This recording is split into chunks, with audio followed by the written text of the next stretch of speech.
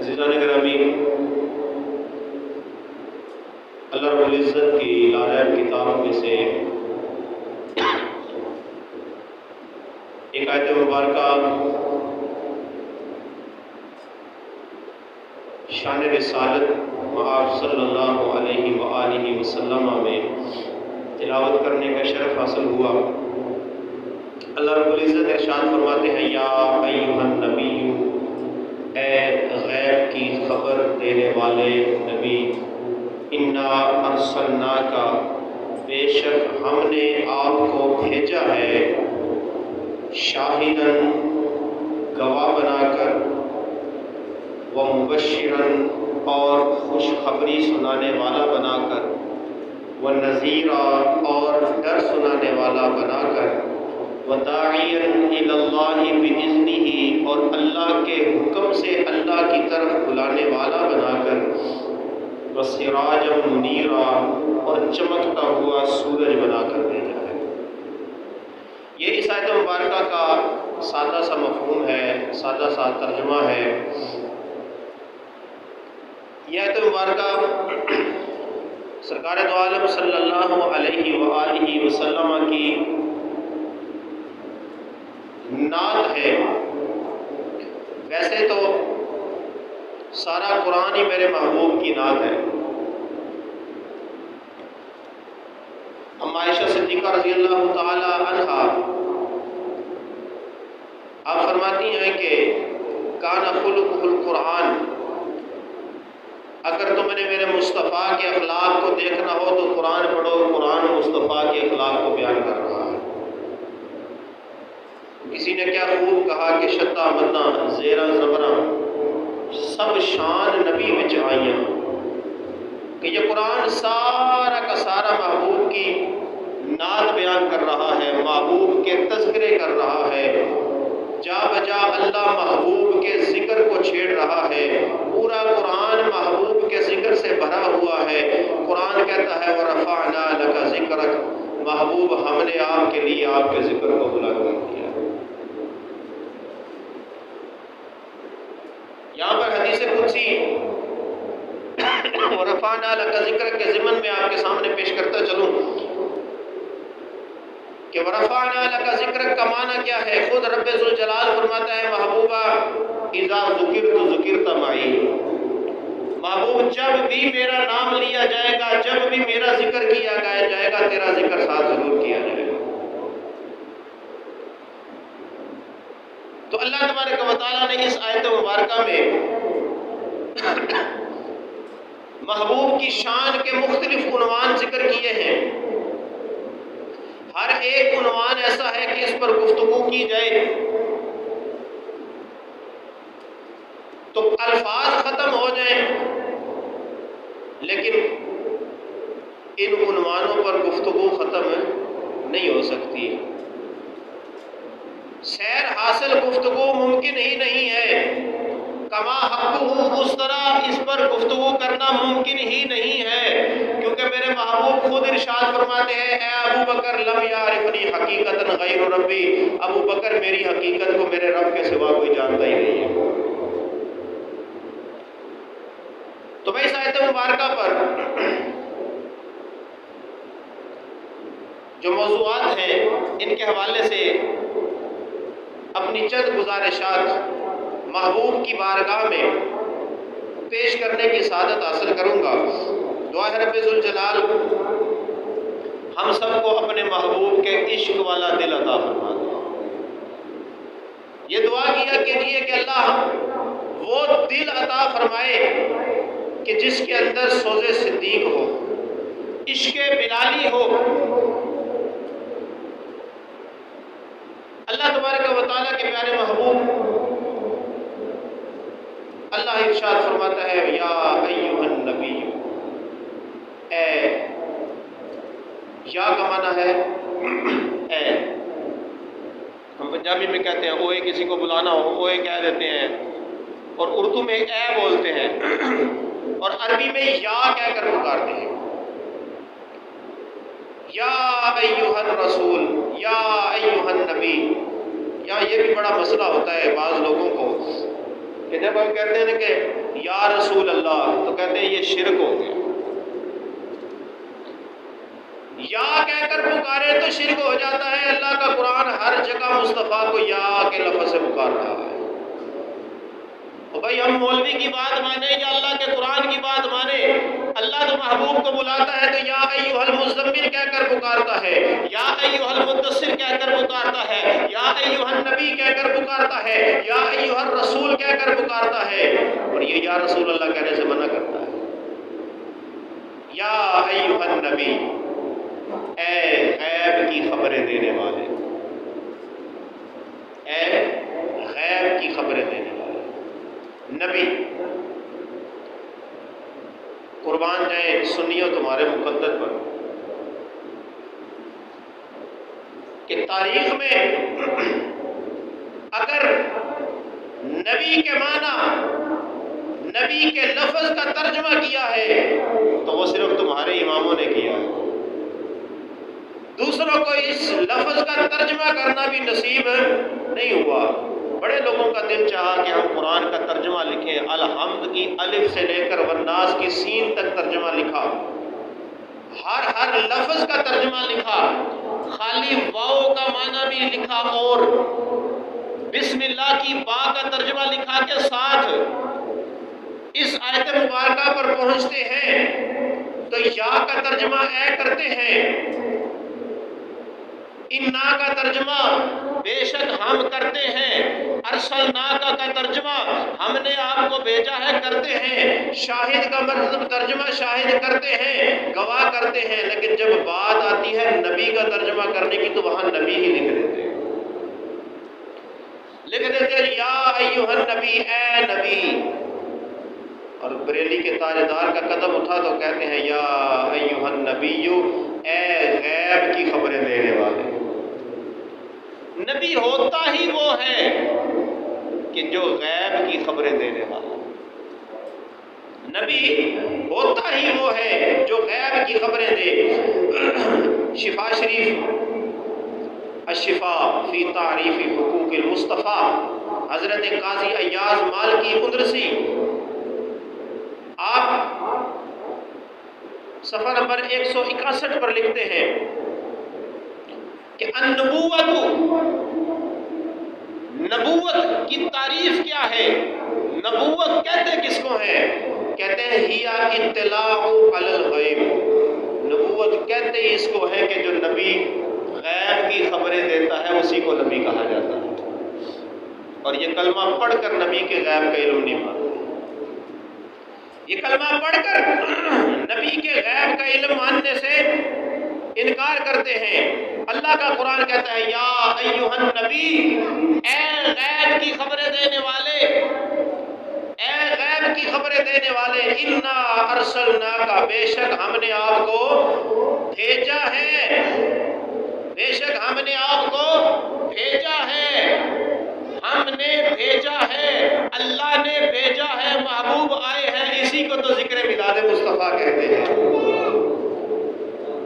ہر سال پریشانی ہوتی ہے، ہر سال پوسٹیں چلتی ہیں، ہر سال اس پر تبصرے ہوتے ہیں، ہر سال وویلا مچایا جاتا ہے، اور جی میلاد کہاں منانا لکھا ہے؟ کہاں ذکر ہے میلاد منانے کا؟ آؤ یہاں پر ذکر ہے، اللہ خود کہہ رہا ہے انا ارسلناک، محبوب ہم نے آپ کو بھیجا ہے، اور محبوب آ کر کہہ رہے ہیں آؤ مومنوں میرا میلاد ہو چکا۔ یہی تو ذکر میلاد مصطفیٰ ہے۔ تو میں پہلی بات جو موضوع آج کا میں نے رکھا ہے وہ نبی علیہ الصلوۃ والسلام کے علم غیب مبارک کا موضوع، اس پر چند گزارشات۔ عزیزان گرامی، سرور دو عالم صلی اللہ علیہ وآلہ وسلم کو اللہ تبارک و تعالی نے غیب کے خزانوں کی کنجیاں عطا فرمائی۔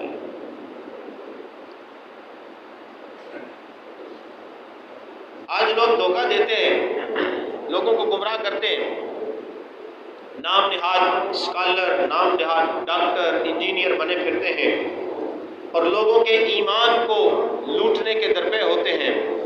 اور ہماری نوجوان نسل چونکہ اب دین سے اتنی رغبت نہیں، دین سے اتنا لگاؤ نہیں، علماء کی صحبت سے محروم ہے، تو ایسے جو فنکار ہیں، ایسے جو دکھاوا کرنے والے لوگ ہیں، ان کی باتوں میں آ جاتے ہیں کہ جی وہ قرآن پڑھ کر بتاتے ہیں کہ یہ قرآن کے اندر ذکر ہے جی اللہ نے نبی کو غیب نہیں دیا۔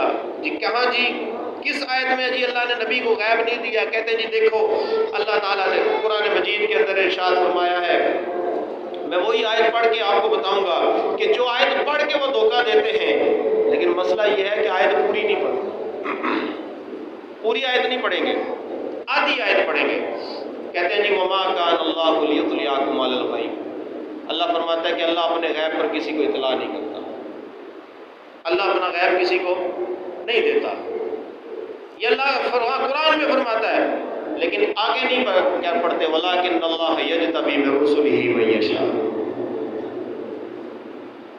اللہ تبارک و تعالیٰ اپنے غیب پر کسی کو مطلع نہیں کرتا، تو کیا اللہ نے قرآن میں صرف اتنا ہی بیان کیا ہے، آگے نہیں بڑھتے؟ آگے نہیں بڑھتے کیونکہ آگے ان کی بات کی خود نفی ہو جاتی ہے کہ اللہ فرماتا ہے وَلَٰكِنَّ اللَّهَ يَجْتَبِي مِن رُّسُلِهِ مَن يَشَاءُ، جن کو اپنے بندوں میں سے میں چن لیتا ہوں ان کو غیب کے خزانے عطا فرما دیتا ہوں، ان کو غیب عطا فرما دیتا ہوں۔ اللہ اکبر۔ اللہ تبارک و تعالیٰ نے اپنے محبوب کو غیب کی خزانوں کی کنجیاں عطا فرمائی ہیں۔ عزیزان من، حضرت قتادہ بن نعمان اور حضرت ابو ہریرہ رضی اللہ تعالیٰ عنہ کی روایت ہے بخاری شریف میں صفحہ نمبر 59 پر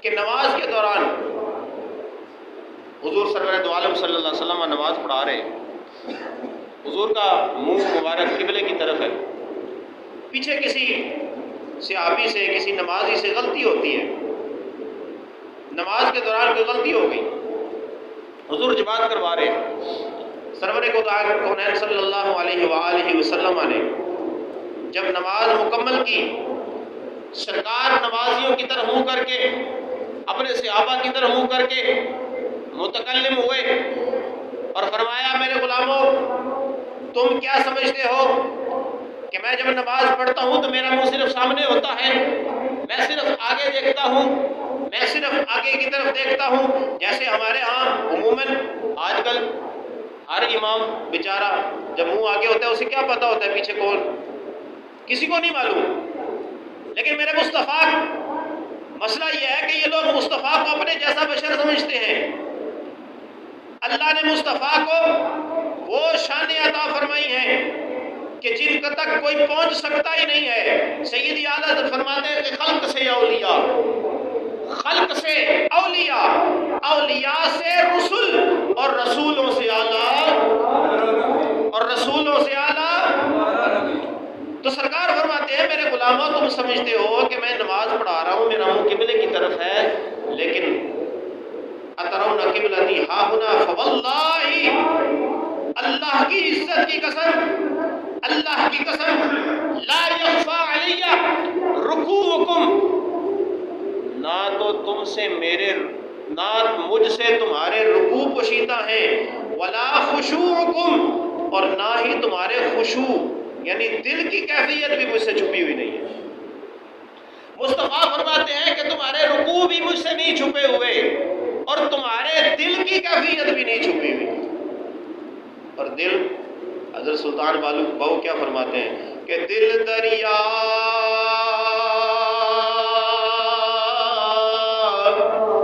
سمندر ڈونگے، کون دلا دیا جانے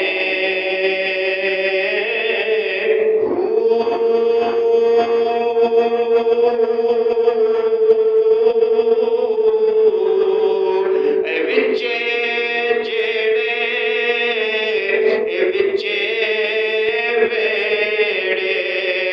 ویڑے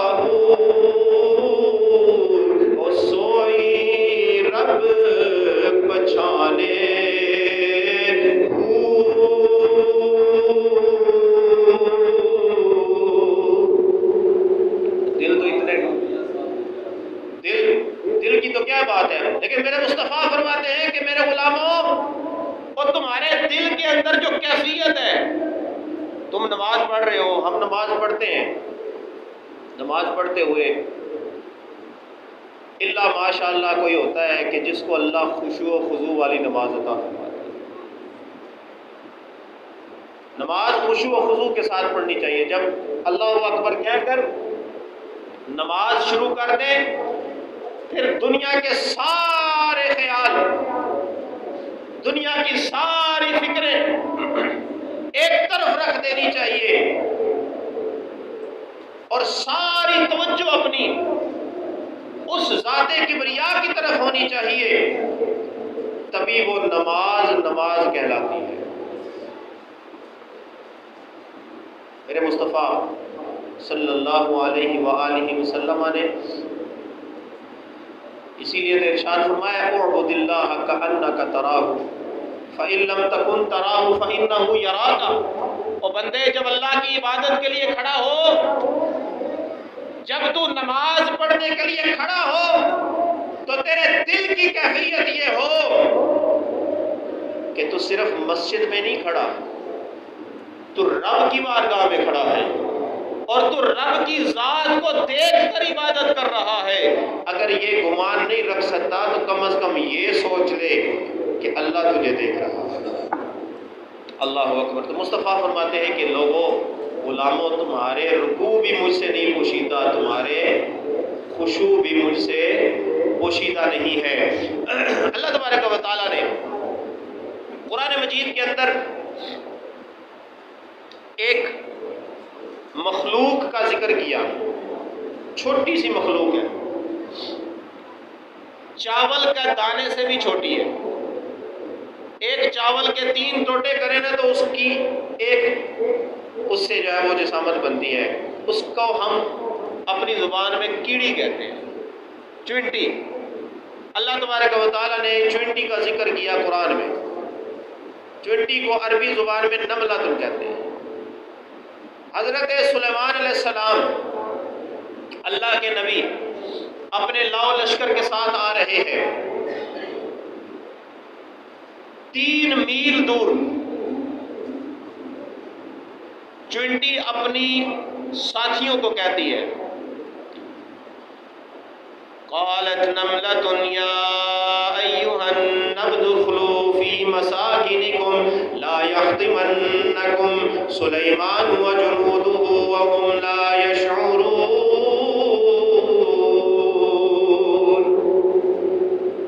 چونٹی کہتی ہے، او سہیلیوں، ساری اپنی اپنی بل میں چھپ جاؤ، گھس جاؤ، سلیمان علیہ السلام کا لشکر آ رہا ہے۔ ہو سکتا ہے تم اتنی چھوٹی چھوٹی ہو، اتنی چھوٹی چھوٹی ہو سکتا ہے وہ لشکر، جو اتنا بڑا لشکر آ رہا ہے تو لازمی بات ہے بندے جا رہے ہوں تو چونٹیاں پاؤں کے نیچے روندی جاتی ہیں۔